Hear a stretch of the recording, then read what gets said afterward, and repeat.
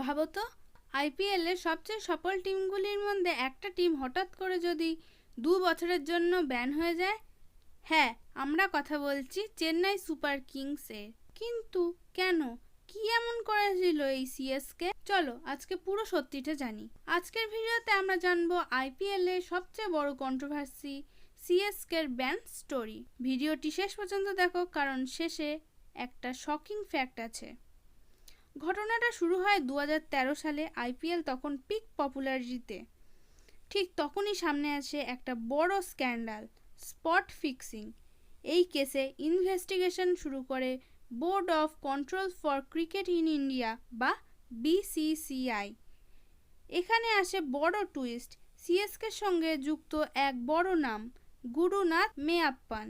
তিনি ছিলেন team official এবং এন শ্রীনিবাসন এর জামাই। তদন্তে জানা যায় তিনি ব্যাটিংয়ের সঙ্গে যুক্ত ছিলেন, যা আইপিএল এর রুলসের বিরুদ্ধে। এরপর কেস যায় সুপ্রিম কোর্টে। কোর্ট একটি কমিটি গঠন করে, লোঢা কমিটি। 2015 সালে ফাইনাল ভার্ডিক্ট আসে। সিএসকে এবং রাজস্থান রয়্যালস দুটি টিমকেই 2 বছরের জন্য ব্যান করা হয়।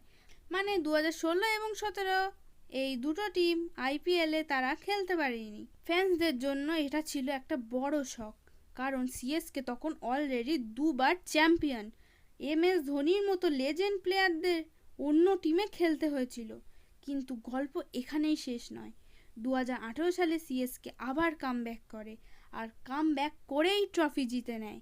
এটা আইপিএল হিস্ট্রিতে অন্যতম গ্রেটেস্ট কামব্যাক। তাহলে বুঝতেই পারছো, সিএসকের ব্যান শুধু একটা পানিশমেন্ট ছিল না, এটা ছিল একটা লেসন। ভিডিওটি ভালো লাগলে লাইক, শেয়ার অ্যান্ড সাবস্ক্রাইব করো, আর কমেন্ট করে বলো তুমি কোন টিমের ফ্যান। ধন্যবাদ।